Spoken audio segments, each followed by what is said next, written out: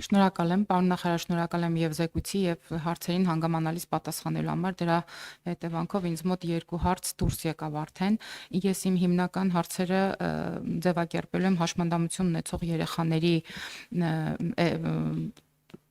օրենսդրության եւ այդ խնդիրները համակարգելու այս ոլորտում տեսեք պարոն Թորոսյան ինձ հետաքրքիր օրինակ մեկ անձնական օգնականի ծրագիրը վերանայելու ենք թե ոչ մասնավորապես այսօր երկրորդ եւ երրորդ կարգի հաշմանդամություն ունեցող անձանց վրա է սա տարածում ովքեր սովորում են կամ աշխատում են բայց մենք ունենք խնդիր հիմնականում առաջի կարգի հաշմանդամություն ունեցող անչափահասների հետ որոնց ծնողները օրինակ եթե ունեն աշխատանք ապա ստիպված դուրս են եկել իսկ եթե ունեն մասնագիտություն խնդրով բալիկի ծնվելուց հետո չեն կարողանում աշխատաշուկայում իրացվել եւ բազմաթիվ են հիմնականում հարցերը այս ուղղությամբ արդյոք մենք հետագայում չենք ներառելու նաև առաջի կարգի հաշմանդամություն ունեցող անչափահասներին անձնական օգնականի տրամադրումը որպես ինչպես դուք նշեցիք որպեսզի ծնողները կարողանան նաև զբաղվածություն ունենալ երկրորդ հարցս դուք խոսեցիք պարոն Թորոսյան աջակցող միջոցների ֆինանսավորման եւ նոր ժամանակակից սարք-սարքավորումների մասին տեսեք մենք ունենք առաջի կարգի հաշմանդամություն ունեցող կամ մանկական ուղեղային կաթված ունեցող երեխաներ, ովքեր ոչ միայն դուրս չեն կարողանում գնալ, այլ առհասարակ զրկված են, ասենք, մաքուր օդ շնչելու հնարավորությունից, որովհետև բնակարանները կամ բազմաբնակարան շենքերը ադապտացված չեն, կամ վերելակները չեն աշխատում, եւ երեխաներին օրինակ դուրս հանելու կամ զբոսանքի տանելու համար ոչ թե աջակցող միջոց, այլ աջակցող խումբ է պետք եւ որպես կանոն այս ընտանիքներում մայրերը մենակ են եւ պարզապես չեն կարողանում երեխաներին հանեն զբոսանքի կամ որևէ ժամանցի կենտրոն տանեն, անգամ սա է խնդիր։ Այս համատեքստում մյուս հարցս, պարոն Թորոսյան, ես կարծում եմ մենք պետք է օրինակ մտածենք այն հարցի մասին, երբ որ հաշմանդամություն ունեցող անչափահասը պետք է դառնա չափահաս, այս առումով կան օրենսդրությունը պարտադրում է որպիսի դատարանով այս մարդկանց անգործունակ ճանաչենք եւ հաճախ առաջ է գալիս փաստաբանի ծառայությունների հարցը եւ այլն, ինչպես նաեւ շատ հաճախ առաջի կարգի հաշմանդամություն ունեցող կամ երկրորդ կարգի հաշմանդամություն ունեցող տեղաշարժի խոչընդոտներ ունեցող հաշմանդամություն ունեցող անձը պետք է ներկայանա դատարան։ Մենք գիտենք, որ դատարաններն էլ հարմարեցված չեն, շատ հաճախ դատարանները գտնվում են օրինակ որևէ շենք-շինության երկրորդ հարկում եւ այս հարցում էլ ծնողները կամ օրինական ներկայացուցիչները շատ լուրջ խնդիրների են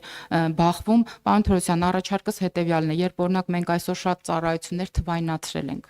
հնարավոր չէ արդյոք այդ նույն թվային համակարգերի եւ հարթակների միջոցով օրինակ այս հարցը ավտոմատ լուծել, եթե պետք է, չգիտեմ, տնայցերի միջոցով կամ միասնական սոցիալական ծառայությունից տեղեկանքի միջոցով կամ պարզապես թույլատրելիություն ունենան այս հաշմանդամություն ունեցող անձի փաստաթղթերին, մի խոսքով, որ այդ տնից դատարան անցնելու այս փուլը լրացուցիչ ֆինանսական ծախսեր եւ ռեսուրսներ չլինի, մի օրինակ բերեմ, օրինակ վերջերս իմ կողմից բարձրացված խնդրի շրջանակներում, օրինակ դա քանի որ չեն կարողացել հաշմանդամություն ունեցող անչափահասին բերել դատարանի սենյակ, դատավորն է ինքը դուրս եկել եւ եկել մեքենայի մեջ նստած երեխայի խնդիրը տեսել եւ հասկացել, որ այո, անգործունակ է։ Եվ վերջում մի առաջարկ ունեմ, պարոն Թորոսյան, դուք խոսեցիք 16 միլիոնի մասին, այո, այս 16 միլիոնի մասին քաղաքացիները մեզ շատ են դիմում եւ պարզապես մի առաջարկ է դուք ասացիք, որ ունենք բնակավայրեր, որտեղ շատ են կառուցում եւ ունենք բնակավայրեր, որտեղ տները ավելի քիչ են կառուցում եւ բաշխվածությունը ապահովելու համար փորձում ենք համաչափորեն վերաբերել սրանք։ Ես կարծում եմ համաչափությունը ապահովելու համար մեզ օգնության են գալի կառավարության ծրագրերը։ Մենք ունենք ենթակառուցվածքների սուբվենցիաների 300 դպրոց 500 մանկապարտեզների ծրագիր եւ ըստ էության մենք այս ամեն ինչը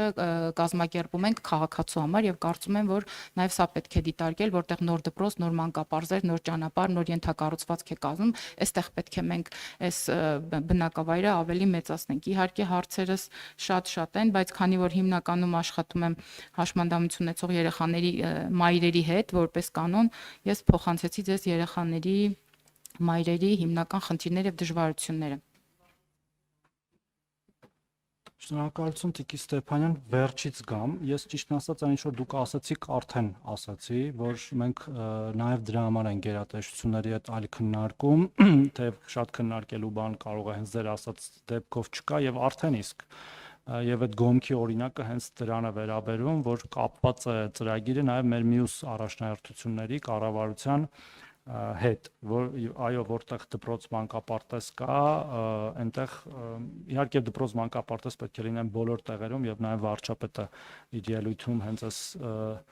սեղանից ունենալիս ասաց, որ 300-ը բավարար չէ։ Եվ եւս 300 եւ միգուցե եւս 300 պետք է կառուցել եւ այո նույնը վերաբերում է 16 միլիոնների ծրագրին այդ մասով երբ որ հրապարակվի վերջնական որոշումը կարող եք համարել որ դա հաշվի է առնվել երկրորդ մասը ինչ վերաբերում է հաշմանդամություն ունեցող երեխաների հետ կապված այդ բյուրոկրատական կարելի ասել հարցերին Եթե ես հիմա կդժվարանամ ասել, այդտեղ մեր դերը ինչքան է, բայց մենք առնվազն արտապատվիրակված ծառայությունների մեր շրջանակներում, որոնք նաև ենթադրում են սոցիալական աշխատողի եւ սոցիալական աջակցության ծրագիր, ինչպես նաև մեր միասնական սոցիալական ծառայության գրասենյակների միջոցով, եթե մենք դրա լիազորությունները ունենք, հիմա դժվար է այդպես ընդհանուր ասել, միգուցե ամեն կոնկրետ դեպքով նայենք եւ եթե կարիք կա ինչ որ օրենք, կառավարության որոշում փոխել կամ նոր թվային համակարգ ներդնել, մեծ հաճույքով դրանով կզբաղվենք, որտեղ այո, առանց հետել կյանքի դժվարին պայմաններում հայտնված քաղաքացիների կյանքը մենք ավելի չպետք է դժվարացնենք, գոնե մենք պետք է հեշտացնենք եւ տրամաբանությունը դա է ասում, ոչ թե հակառակը։ Ինչ վերաբերում է անձնական օգնականին, ճիշտ ասած, երբ որ դուք հարց եք տալիս, ես էլ դե հիմա տենց բոլոր պարամետրերը մոտս չունեմ, ունեմ որոշակի թվեր, ես փնտրեցի եւ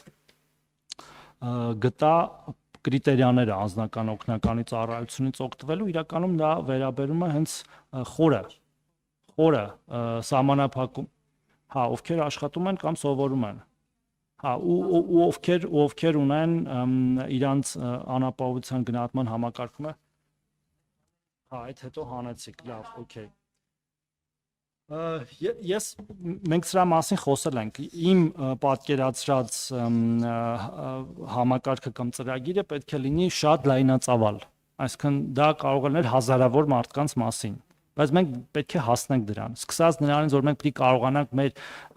թողունակությունը ապահովել այդ ամեն ինչի այստեղ մի ուրիշ խնդիր էլ է ծագում այդ վարչարարությանը դա էլ իհարկե հնարավորինս ավտոմատացված է բայց այնուամենայնիվ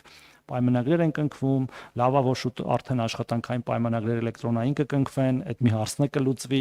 իրանք ըստ էության մեր աշխատողներն են համարվում այս պայդրությամբ, դա էլ պետք է ինչ-որ ձևով երևի արտապատվիրակեն, որտեղ նախարարությունը չի կարա 1000 կամ 2000 հոգու